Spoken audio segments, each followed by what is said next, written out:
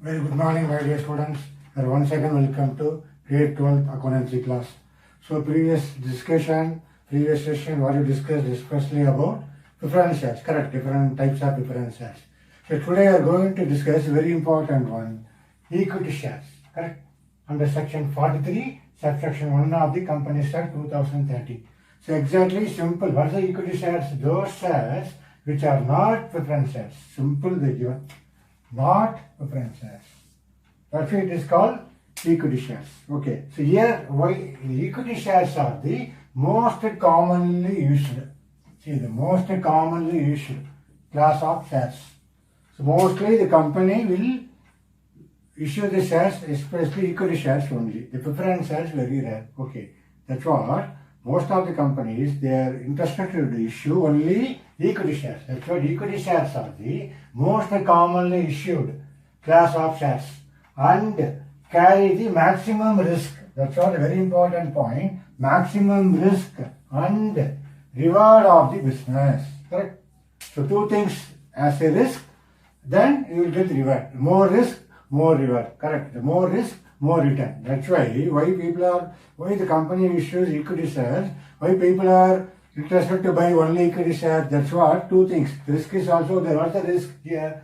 The risk being losing part of or all of the value of shares.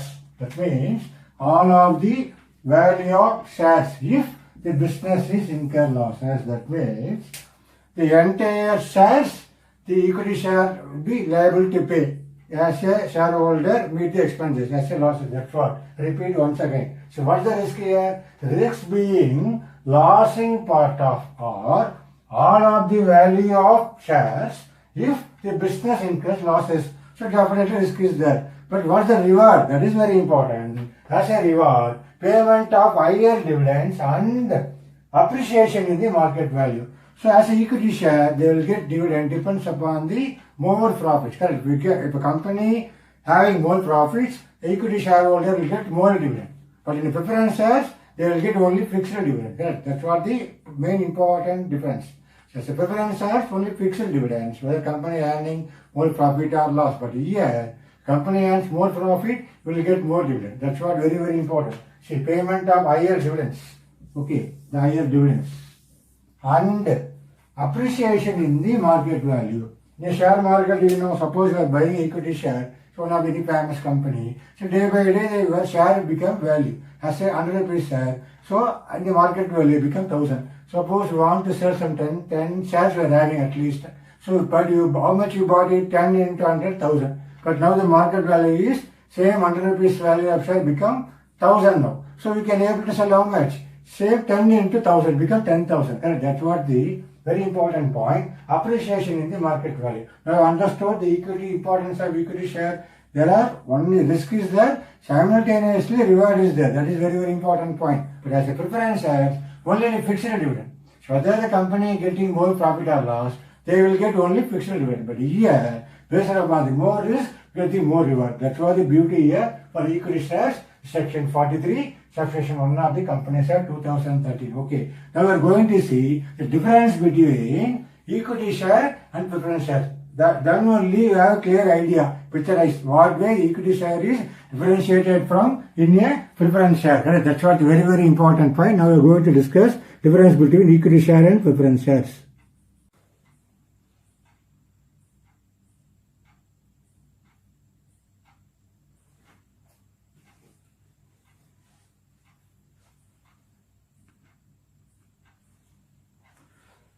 So now let's see the difference between equity shares and preference shares under the chapter number 1, accounting for share capital. As a share capital, so definitely this is very, very important. We want to identify the difference between preference shares and equity shares. Correct? So as a basis, first one, right to dividend. So under preference shares, so dividend is paid on preference shares before it's paid on equity shares. That is very important. So before going to pay dividend on equity shares, first we are going to pay to whom? Preference shares. That's what the right of preference shares, right of dividend. So the dividend is paid on preference shares before it is paid on equity shares according to preference shareholder. Coming for the equity shareholder, the dividend is paid on equity shares after, so here the value is very important, after it is paid on preference shares. Here whatever dividend as a equity share, when they will get after the payment of preference shares only, as a equity shareholder will get dividend. Okay, that's what the right to dividend, the first difference. Now understood? Now the second one, rate of dividend, that is very important. As we discussed earlier, the preference shares are always fixed. For example, 9% preference share, 10% preference share. That means what? So every year you will get that 9%, 10%. Okay, that's why it is called under rate of dividend. As a preference shares, they will get fixed rate of dividend. But coming under equity shares, there is no question of fixed. So the proposed by the board of directors every year. So why it is every year? Because based upon the profit only, the director declares for the dividend according to equity share. Now understood the rate of dividend, the second important difference. Now move for the third one, arrears of dividend. As arrears of dividend, when we discussed in preference shares, there are two types of according to dividend discussed. What is that? One is cumulative preference shares, other is non-cumulative preference shares. Now understood what is the meaning of cumulative preference shares? Even arrears of dividend, a preference shareholder will get. Suppose they are coming under cumulative preference shares. Same concept here. As arrears of dividend, if preference shares are cumulative preference shares, arrears of dividend is paid before dividend is paid on equity shares. So as a preference shareholder, suppose they are coming under cumulative preference shares, they will get arrears of dividend before they are going to pay on equity shares. Now understood? But as a equity shares, dividend is declared every year. In case dividend is not declared, that means that particular year there is no dividend. During the year, it is not accumulated to be paid in the coming year. You understood? Suppose that particular year, for example 2019, that means what? What is the accounting year? So 2019 April to our current year 2020 up to March. The particular year they not declared dividend. That means not declared dividend during the year. It is not accumulated to be paid in the coming year. So as a equity shares, suppose declared dividend is not declared, they can't get it. But as a preference shares, suppose that too they are coming under cumulative preference shares, they will get arrears of dividend. That's what the third important difference. Okay. Now move for the fourth one, convertibility. Again, according to preference shares, we discuss about convertibility. Correct? There are two types of convertibility under preference shares. One is convertible preference shares. Second is non-convertible different preference shares. So what's the meaning of convertibility here? According to preference shares, converted into equity shares. As a preference shareholder, as a preference shares, they can convert it into equity shares. But according to equity share, convertible is not possible. As a equity share, they never convert. It's not possible, not convertible. So here, as a preference share, it is convertible. As a convertibility, as a preference share, after conversion, they can become equity shares. But as a equity share, not convertible. That's what the fourth important difference. Now understood. Now, redemption. Again we discussed according to preference shares, according to redemption, there are two types of redemption of preference shares. Correct? One is redeemable preference shares. Another is irredeemable preference shares. What is redeemable preference shares? So some fixed period of time, their preference shares they will get later on, a particular point of time. For example, 2015, we collected money in the form of preference shares. So there itself 2015, they decided that we have to pay 2020 for the whatever the money we collected from the preference shares. That's what year he redeemed on the due date as a redemption. According to preference shares, they should redeem on the due date. Correct? So the very specific date. Suppose that's what I said now, 2015, we collected money in the form of preference shares. So there is a 2015, they will given the agreement that, declaration that the company will going to pay 2020, whatever the redemption, whatever the preference shares. So that is called redemption of preference shares. You understood this point? As a redemption, according to preference shares, what is the meaning of redeemed on the due date? But as a equity share, a company may buy back its equity shares. Okay, here no question of redemption. Only a company may buy back its equity share. Same company, so they will buy back again the same equity share. Okay. Here redemption, they are repaying our preference shares. Okay. Then voting rights, that is very important. As a voting rights, see as a preference shares, have voting rights only in special circumstances. As a preference shareholder, they will get the voting rights only in a special circumstances. But in equity share, have voting rights in all circumstances. That is very important. Because already discussed, the equity shareholders are the owners of the company. Okay. They are the, once you became a shareholder, you are the owners of the company. Correct? But as a preference shareholder, only the specific point, only the special circumstances only, they have some voting rights. But here, they will get the voting rights in all the circumstances. You understood now? So thereafter, refund of capital. That's what we discussed as a redemption here. Refund of capital. So what's the meaning of refund of capital? When as a preference share will get money. See here, on winding up. That word is very important. On winding up. The preference share capital is prepaid before the equity share capital is paid. Here this word is before. I repeat once again. On winding up, the preference share capital is repaid before equity share capital is paid. So as a return of capital, refund of capital, when the preference share will get, before we are going to pay equity shareholder, you have to pay first to whom? As a preference shareholder. We already discussed in participating right, correct? The two types of participating and non-participating, correct? So that will apply here according to preference shares. But coming under equity share, same thing, according to refund of capital, on the winding up, equity share capital is repaid when after the payment of equity preference share capital is paid. So when you will get equity shareholder on the winding up, equity shareholder capital is repaid when after the preference shareholder capital is paid.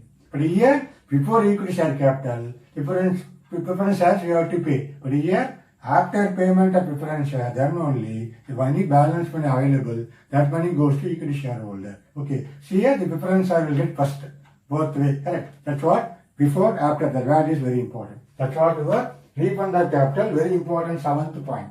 Now go for the 8th point. It's a very important one. Right to participate in management. Suppose you are a preference shareholder, as a preference you bought it. Don't have right, no right in participation in management. Just you can buy the preference share, only you will enjoy the fixed dividend, correct? That is the only thing. Only the special, here we discussed only the special circumstances will get the voting rights. But you can't participate in the management of the company. You can't run the company. Suppose you are a preference shareholder. But in a equity share, you can have a right to participate in the management of the company. So that is very, very, very important. That's what all your 8 points. The first is right to dividend. Second is rate of dividend. Third is arrears of dividend. Then fourth is convertibility. Then redemption. Then sixth is voting rights. Correct. Then 7th is refund of capital. The 8th is very, very important. Right to participate in management. That's what your 8th difference is. It's very, very, very important.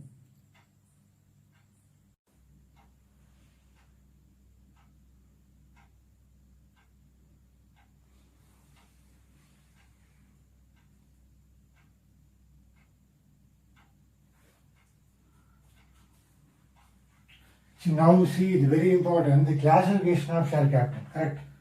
So the accounting for share capital, what are the classification of share capital? Nothing but types of share capital.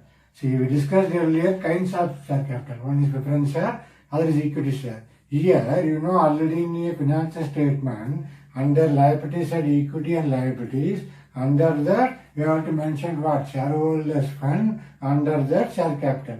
That is coming under note number 1. That note number 1, that's what the classification of share capital. We are going to discuss totally 5 types of classification of share capital. So one is authorized capital. Okay, under section 2, subsection 8. Here, what is the meaning of authorized capital? Simple.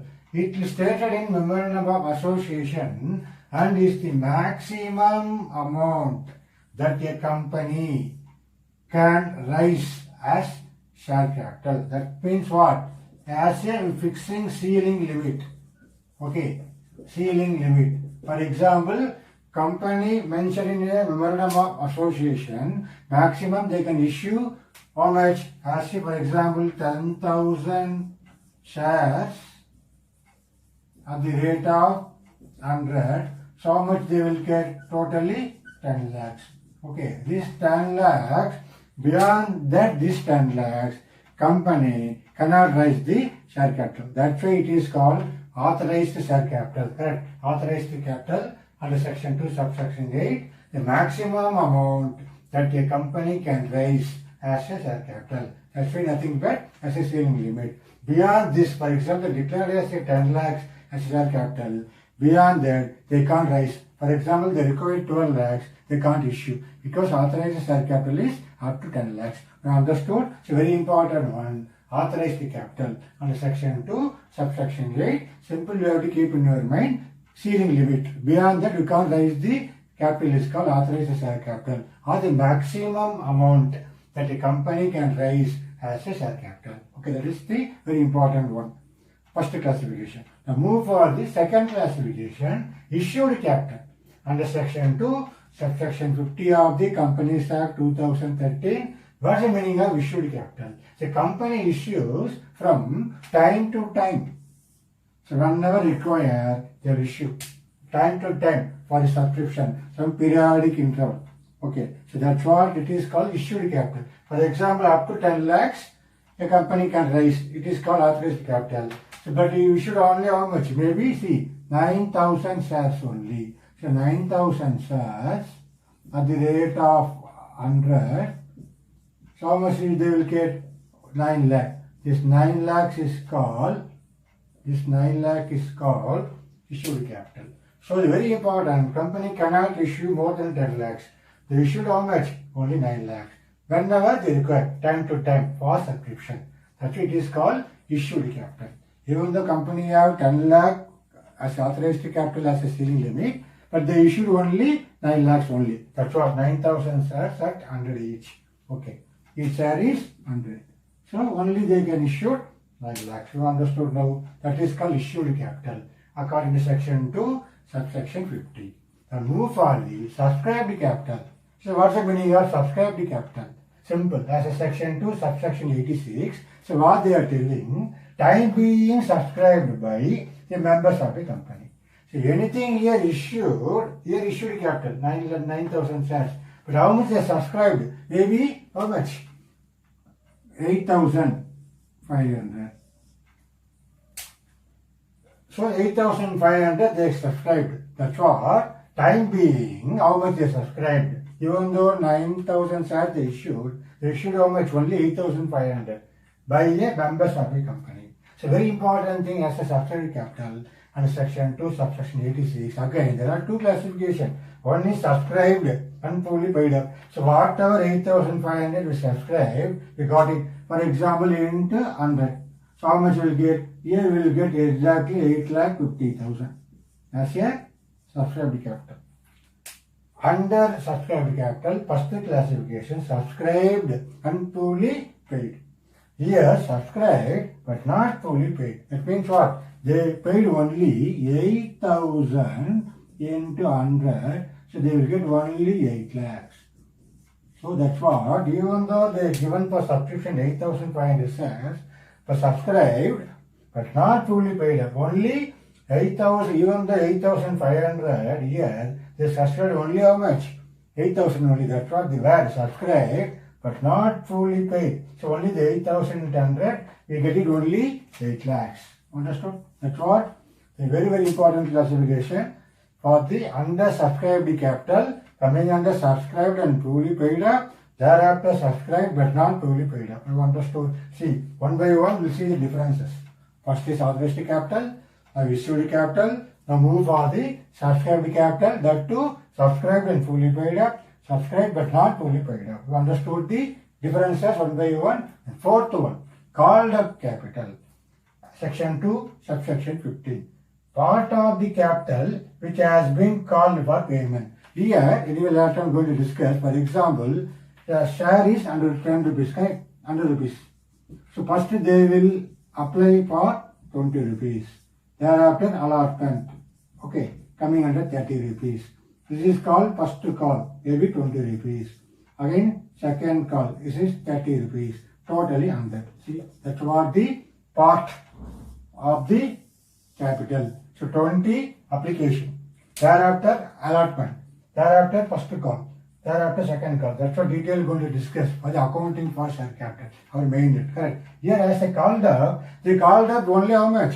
Totally, for example, here on the 100, they called up only 20 plus 30, 50 plus 20, 70 only they called up. That's what the idea here. How much they called up? Here on the 100, how much they called? Only 70. That's what part of the capital which has been called for payment. That's it is called up capital. And section 2, subsection 15. Then here very interesting, paid up capital. Section 2, subsection 64. What is the meaning of paid up capital? The final one.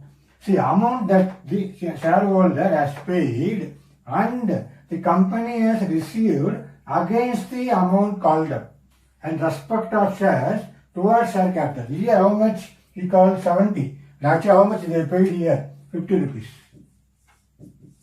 Okay. Even though 70 rupees we call, they paid up only 50 rupees. So for example, 8,000 shares into 50. That's what they received. 8,000 into 50, 4 lakhs only. You understood? Even though here 70, each share is 100 rupees, they called only 70 rupees. But here, even though 70 rupees called up, here they paid up how much? Only 50 rupees. You understood? I repeat once again, and the paid up capital, amount that the shareholder has paid and the company has received against the amount called up. Against the amount called up. The 70 rupees. Understood? Against the amount called up. In respect of share towards share capital. That's what, how much totally under? That's what, totally under. But how much called up? 70. How much paid finally? Only 50. So understood the, what is the meaning of paid up? That's why there are 5 type of classification. First one is authorized share capital. Second one is issued share capital. Third one is subscribed share capital. Under that, subscribed and fully paid up. Subscribed and not fully paid up. Fourth one is how much we called up capital. Finally, how much paid up capital. That's what the 5 important classification under. You will see the classification of share capital. Even you have to memorize the section is very, very important. That's why I note that everywhere, wherever possibility, I maintain the section also. That is very, very, very important. So as we discussed now, what are the classification of share capital, authorized capital, thereafter issued capital, paid up, then called up, then subscribed capital. Correct. See here now one example, how it will represent on no stock accounts. As a balance sheet, you know, share capital coming in the shareholders fund. Correct. So shareholder fund coming under equity and liabilities. Okay. Now how the balance sheet represents, how to write no stock accounts. Correct. One example. Now please go to see now. See, a company registered with authorized capital of 1,50,000 equity shares. Okay. So 1,50,000 equity shares. Company registered with authorized capital of 1,50,000 equity shares of 10 each. Okay. Issued 1 lakh equity shares. So they clearly mentioned authorized capital 1,50,000. Issued 1 lakh equity shares. Okay. It has called the total nominal. It has called the total nominal value, face value of the share. That's what we will say. The 10 rupees is face value, nominal face value. And received the amount on all the shares. This word is very important. Except a final call of 3 on 10,000 equity shares. Okay. So that's what they are clearly telling. Received the amount and all the shares except a final call of 3. So I said the breakup now. How much application, how much allotment. That's what the 3 rupees of only the 10,000 equity shares not yet paid. Okay, that is the information given from this illustration. So share capital of 10,000 equity shares will be classified how? The question mark we will put. So where you want to show that 10,000. It's a non-payment of share. Okay, now we'll see how to write. We have to go to the share capital. We say in a balance sheet, they put note stock. Correct. Share capital number 1. That's what here, note accounts, particulars. That, okay, for example, share capital 1. So as a share capital, you know authorized capital. From the information, you know how much authorized capital. See, 1,50,000 equity shares of 10 each. So naturally, how much? 15 lakhs. So in a balance sheet, as on year ended 31st March 2020, you have to make it 2 underline. That means in a balance sheet, you can't total this amount. This information for you. In the particular company, what is our authorized capital, ceiling limit up to 15 lakhs. That is the information given from the notes to accounts very clearly. So 1,50,000 equity shares of 10 each, 15 lakhs. Okay, that is the first information. Thereafter, issued 1 lakh equity shares.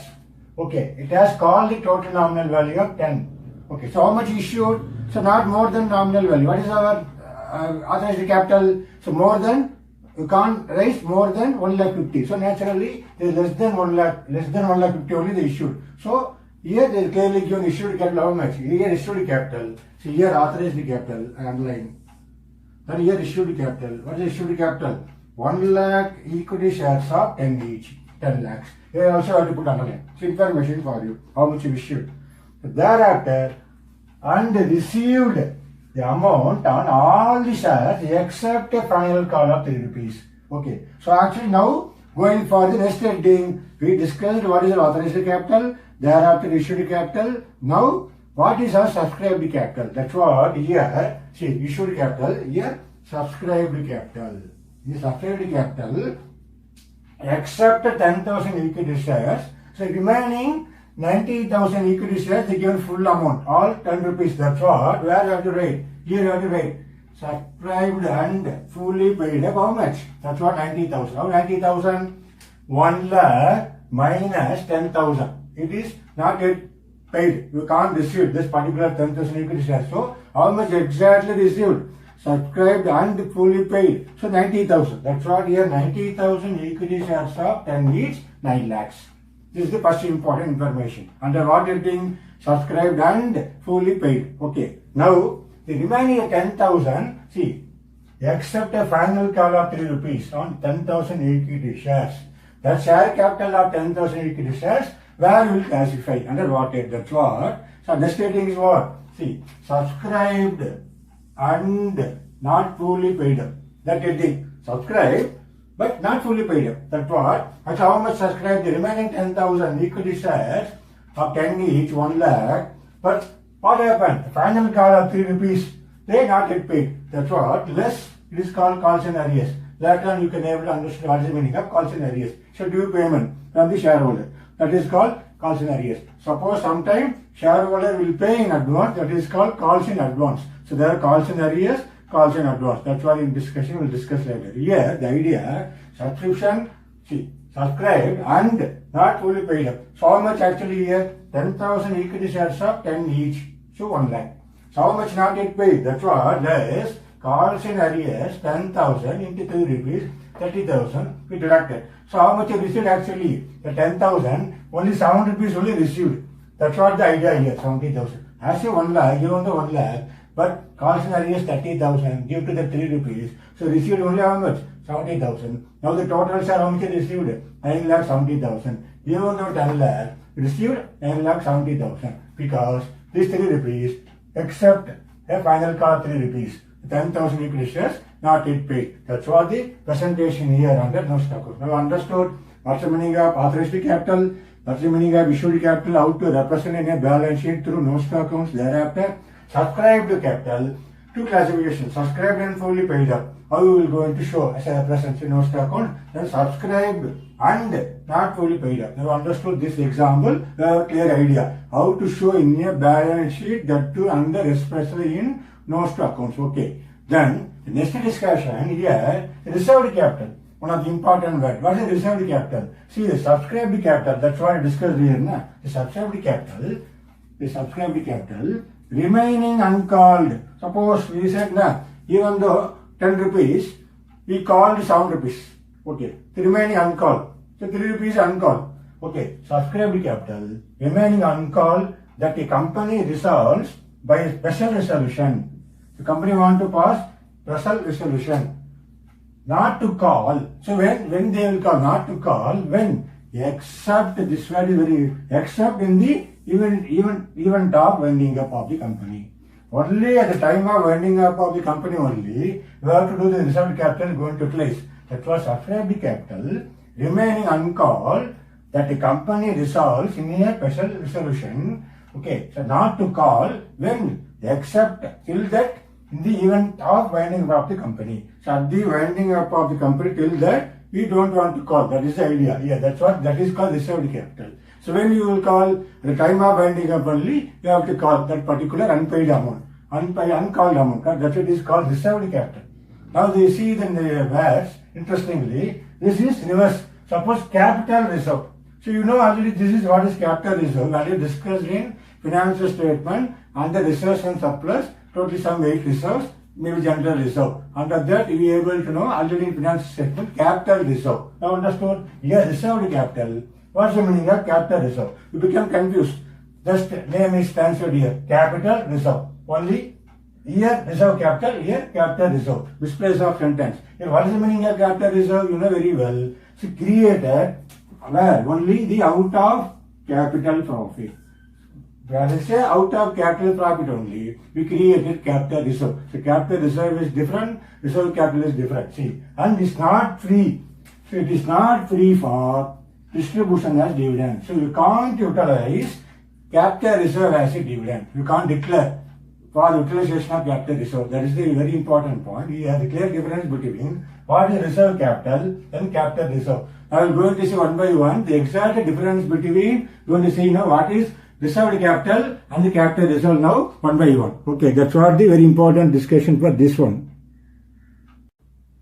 See now we discussed about difference between reserve or capital and capital reserve. Okay, so you should learn now itself the main difference between reserve capital and the capital reserve. See, according to basis meaning value discussed, what is the meaning of reserve capital?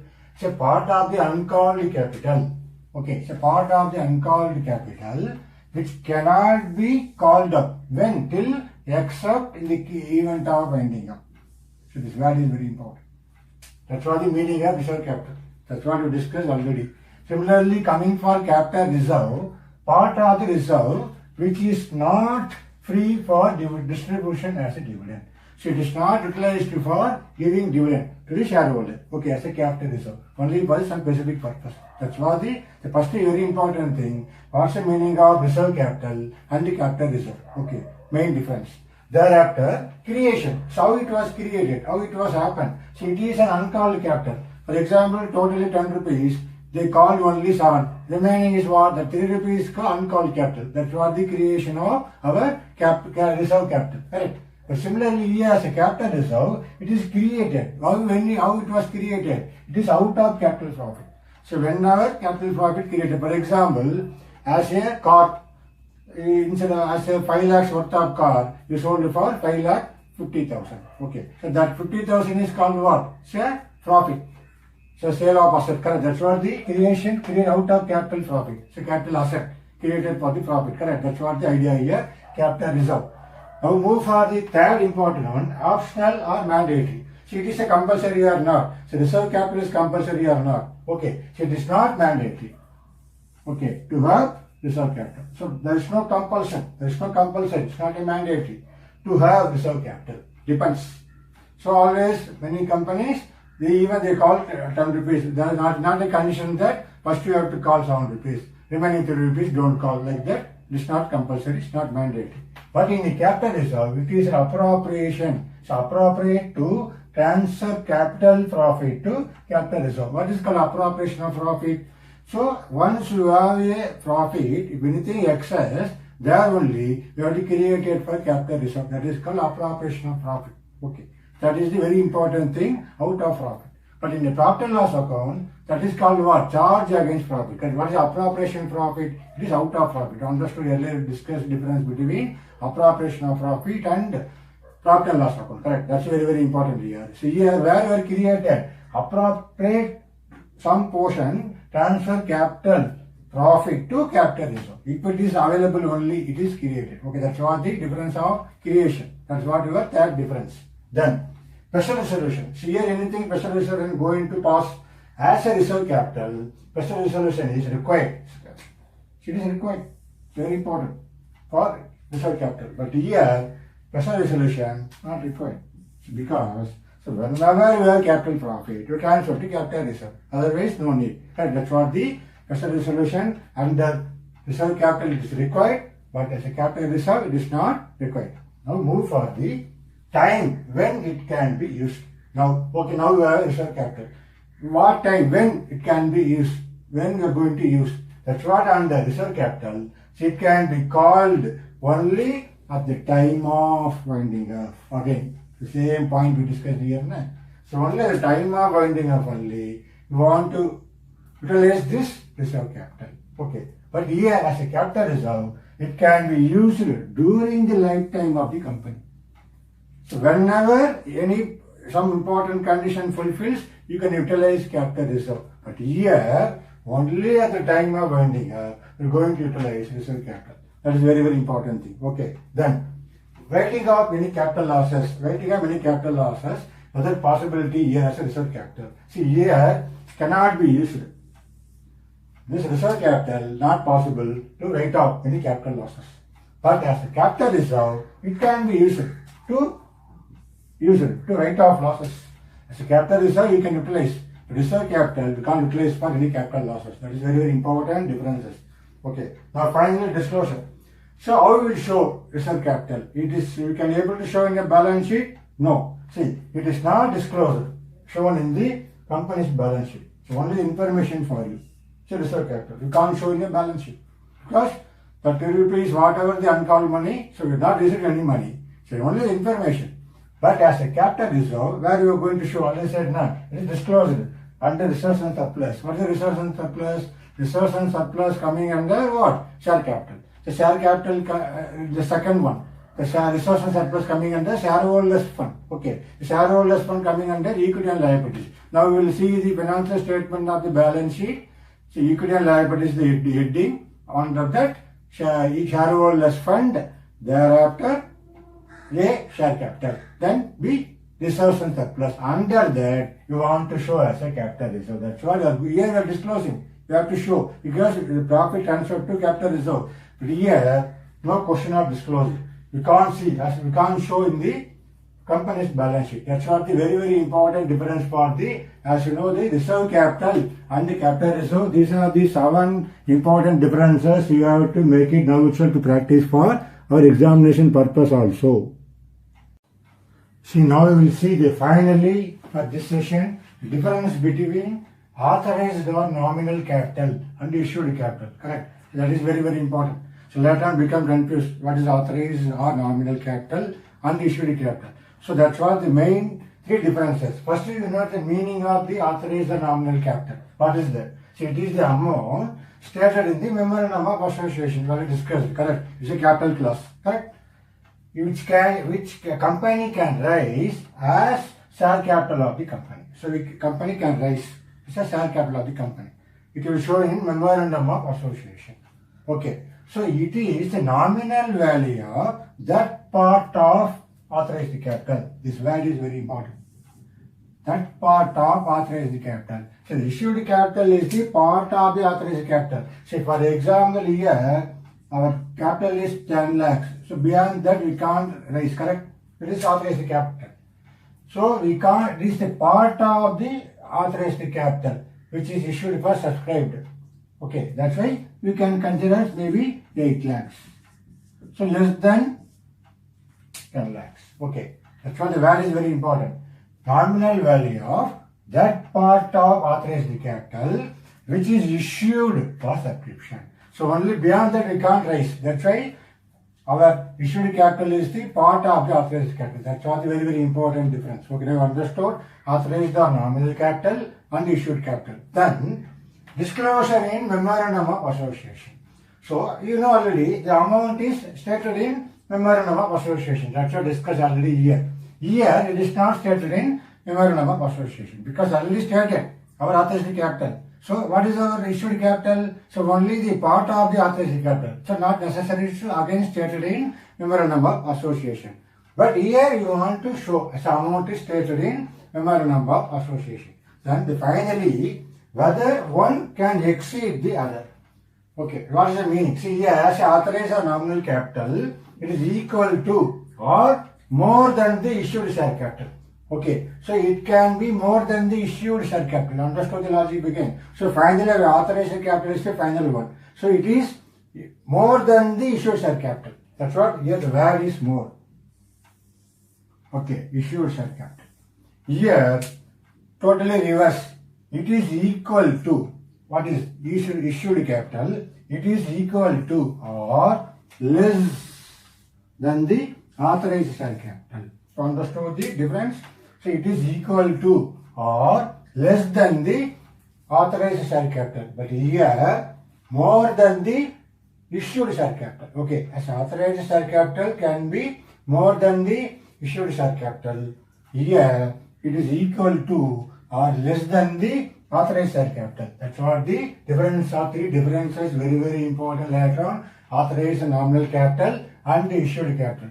So as in this video session, we discussed many things. First of all, the meaning of the equity share under section 43, subsection 1 of the Companies Act 2013. Correct. So thereafter, difference between equity share and preference share. That is also very important. So thereafter, we discussed the classification of capital. What is the 5 classifications? Authorized capital, issued capital, thereafter subscribed capital, and the subscribed capital, subscribed poorly paid up, subscribed but not poorly paid up, then finally called up capital, paid up capital. Correct. Thereafter, what is the meaning of reserve capital and capital reserve? Then what is the differences between reserve capital and capital reserve? So finally, it's very important. You should know definitely differences between authorized or nominal capital and issued capital. So that's what this session. I hope that more useful for you. So make it this video repeat once again 2 or 3 times for make yourself foundation for strong in company accounts under accounting for share capital. Later on we can do when we are working for the sums, we understood, recollected all the information later. Okay. So I hope that you understood very much. Okay. Thank you very much.